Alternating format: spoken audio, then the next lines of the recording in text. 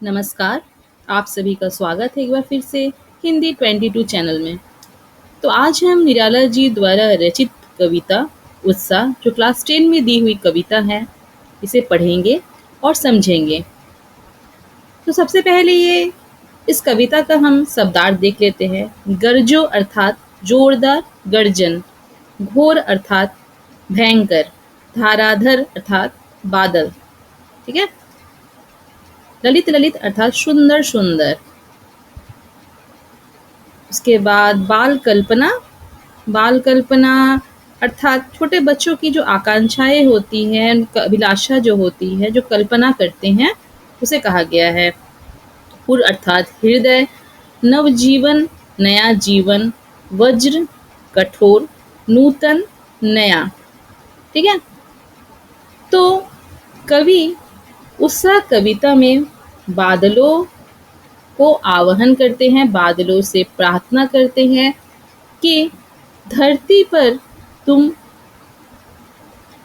आकाश में गरजो और वर्षा करो, जिससे पूरी जो धरती है, पूरी जो धरा है, वो सब निराश है। मनुष्य जो है, धरा के मनुष्य निराश है। क्यों निराश है?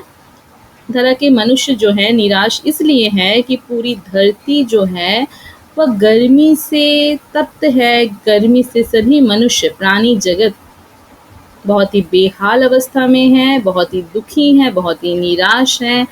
और कवि कहते हैं कि बादल तुम इस धरती पर, इस वसुधा पर बरस कर निराश हताश मनुष्य में नवजीवन नया जीवन का संचार करो, नई आशा का संचार करो, उनमें नई आशा, नई उत्साह भर दो उनके जीवन में। बादल तुम बरसो, बादलों को बरसने के लिए इसलिए कवि कहते हैं कि तुम बरस कर इस पूरी धरा को शांत करो, निराश हताश मनुष्य को फिर से पुनर्जीवित करो, उन्हें नया उत्साह, उनमें नया उत्साह, नया जोश जागृत करो, उनमें नई चेतना का संचार करो, जिससे वे फिर से उत्साहपूर्वक अपने कर्म में लग सके, अपने कार्य कर सके और इस पूरी धरती जो गर्मी से तप रही है उसे भी शांत करो और बादल बरसो। इस तरह कवि इस पूरी कविता के माध्यम से बादल से आवाहन करते हैं कि आप इस धरा को नवजीवन दो। तो आइए कविता को देख लेते हैं।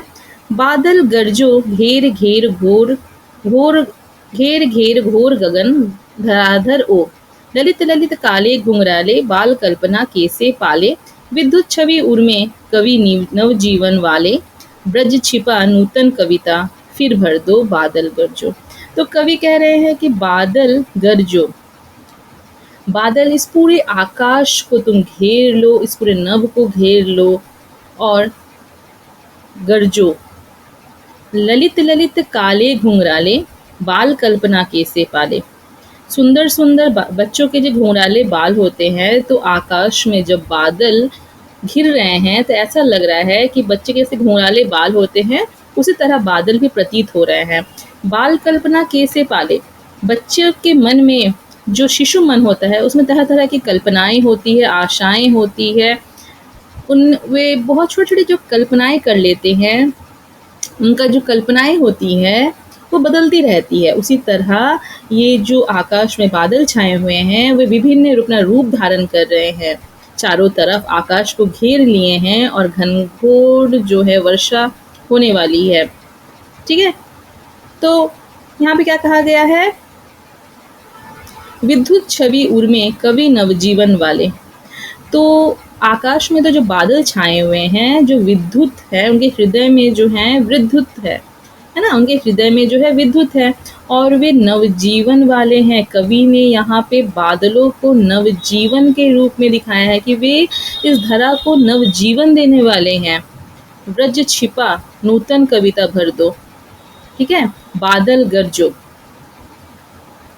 तो यहाँ पे कवि ने इस पूरी पंक्ति में बादल को आकाश में छाने के लिए कहा है और जो बादल आकाश में छाए हुए हैं वे बच्चों के काले घुंघराले बालों के समान प्रतीत हो रहे हैं और बच्चे जैसी कल्पनाएं करते हैं, जैसी अभिलाषा करते हैं, उसी तरह ये बादल जो हैं कर रहे हैं और वे इस नवजीवन देने वाले हैं, इस धरा को, इस वसुधा को नया जीवन देने वाले हैं।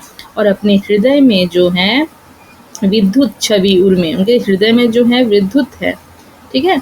और व्रज छिपा कठोर है वे, नूतन कविता फिर भर दो, सबके जीवन में एक नई कविता फिर भर दो, बादल गरजो। विकल विकल उन्मन थे उन्मन, विश्व के निधाग के सकल जन, आए अज्ञात दिशा से अनंत के घन, तप्त धरा जल से फिर शीतल कर दो, बादल गरजो। तो क्या कहा गया है कि यहाँ के जो मनुष्य हैं, जो इस धरती के जो मनुष्य हैं, वे विकल हैं, परेशान हैं, निराश हैं, दुखी हैं। विश्व के निधाक के शकल जन, तुम इस विश्व को जो है, सकल विश्व, सकल मनुष्य के दुखों को दूर करो। आए अज्ञात दिशा से अनंत के घन, तो ये जो बादल घिर आए हैं आकाश में, वे अज्ञात दिशा से, पता नहीं कौन सी दिशा से आकर इस आकाश में घिर आए हैं। तप्त धरा जल से फिर इस तपती धरती को, इस तपती वसुधा को जल से बारिश करके तुम शांत कर दो, बादल गरजो।